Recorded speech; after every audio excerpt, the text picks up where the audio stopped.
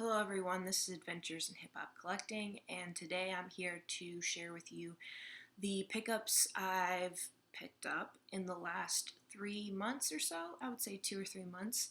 There's a lot of them, and I am not showing all of them. This is about half of them, but I wanted to share it with you guys. My last video was me kind of explaining where my record collection is at these days, and I was just sharing some random stuff, but these are like definitive things that I've picked up. And I hope you enjoy it. So let's get to it. First up, Freddie Gibbs, Straight Killa. This is an EP that Vinyl Me Please did a repress of. And this was actually, I swear, this was a picture disc at one point, and I picked it up. Must have been like 8 years ago, but it sounded so fucking shitty that I couldn't. I had to trade it, and also I wasn't like into Freddie Gibbs at that time. Regardless, it's funny how this kind of comes back to you, but this is on yellow and black splatter vinyl, and I would get it out, but it's like clamped, and it's so hard to get these things out. But I'm so happy to have this project because I'm a huge fan of Freddie Gibbs, and they did an excellent job with it. It was my start into Freddie Gibbs, this project. I believe it was longer, and it was a mixtape, but I could totally be wrong about that, so don't quote me. But I do remember getting into him with this. It came out in 2010, so that does make sense to me. All right, next up, Schoolboy Q, Blank Face. His best project, in my opinion. This is on orange vinyl, and it's funny because this is hard to find, especially like for an okay price. And for the price that I found it at, I found this at $30, like the orange vinyl. I mean, it's still sealed, but a seller didn't know what they had apparently, and they thought that this was like being repressed still, most likely, and they were like, "Oh, I'll just sell it for 30. That seems like about right for a repress." No, it's worth much more, and it's just dope to have because I'm so surprised I have it, to be honest. Alright, here we go. Diggable Planet. This is Blowout Comb. Here we go. You can see right here, a little closer up. Alright, so this is a great project that came out in 94, and it's such a great one. It's so jazzy. There's so, just the instrumentals and the mix of the live instrumentation with the samples and all that stuff. Super dope stuff. And they pressed it onto a blue, like literally blue, and what was the other color, purple or something like that. I don't want to take it out, but yeah, so super weird because it's not blue at all. But they had another one where it was like a color within a color of the blue and I believe this color, and that's the one I wanted, but I did not get lucky. So this is a great one. No Worries, which is a collaboration between Anderson .Paak and the producer Knowledge. This is such dope stuff. Suede was one of their really big hits. I think Like This is my favorite track on here, but they put out an EP prior to this, which I do own. It's on green vinyl. I forget the name of the EP. I forget, honestly, but this was their full project, the first project they fully put out, and they haven't had one since, but it's really good stuff. Alright, like I said in my collection, in my last video, that I'm kind of re-upping on all the records that I have not picked up yet and had to sell. Well, this is one that everyone should have. Slim Shady LP, Eminem. If you're not a fan of Eminem, don't pick it up, but I'm just saying, in general, it's a very good album. This is not his debut. Infinite was his debut in sorts, but it's such a good offering. It's his first major label debut. Came out in 99. Got so many great tracks, and Bad Meets Evil. Oh my god, that's a classic collaboration. So you got JID, DiCaprio 2. I have all his stuff except this, so I had to pick this up.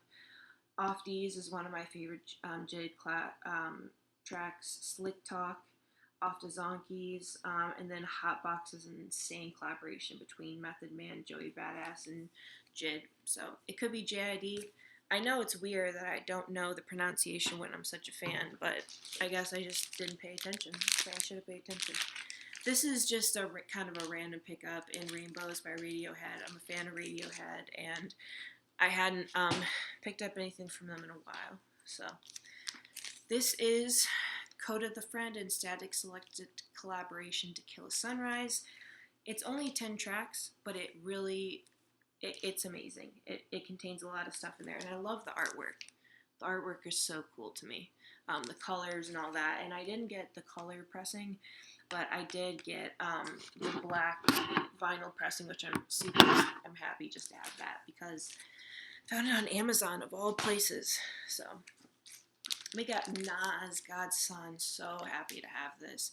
This is from Get On Down, and it's on blue colored vinyl. See the back here. Amazing tracks on here. It just like hits you right away with Get Down, The Cross, Made You Look, Hey Nas, I Can, Thug's Mansion, Warrior Song. It just goes on and on. So very, very happy to pick that up. This was kind of a random one, E40 in a Major Way. This is going to be my introduction to E40, but I've heard a few of his tracks and I just love him. He's super, super dope. This is a repress from 2017, I believe, just a standard black vinyl repress. Okay, this is great. This is Nas The Lost Tapes on the Hip Hop 50. I don't know if it's a label, if it's an offshoot or something, I don't know. But it's because it's the 50th year anniversary of hip hop, so you're doing that. So anyways, this is an excellent album that was very hard to find prior to it being repressed. So you got Do Rags, which is an amazing track, Blaze of 50, No ID's original, Papa Was a Plant. It's just, these are the throwaway tracks from his previous two albums, and it's amazing stuff. So it's a compilation technically, but you know, it's a great album if you think about it. This is Navy Blue. Navy Blue was putting out some dope projects independently for quite some time until he got Def Jam signed him. So this is his Def Jam major label debut. He is just lyrically insane. He's poetic. The beats on here are very, very nice, very lush, very soul sampled. Just some really good stuff on here. So I highly recommend it if you want to ever check out Navy Blue stuff. But this is kind of a good introduction, I guess, in a way. But I do think his older projects are even better than this. But this is still a great project. So then we got the De La Soul. I picked up this 3 Feet High and Rising. This is the yellow, opaque yellow one. Could have gotten the pink, could have gotten the black vinyl. Decided on the yellow right here. Sounds excellent, looks excellent. Good shit. We got Stakes Is High, another great album from De La Soul. Kind of the liner notes in there. Wow, it's very small writing, but a great album. Another great one by De La. So glad they repressed everything. Then we got Earl Sweatshirt, Doris.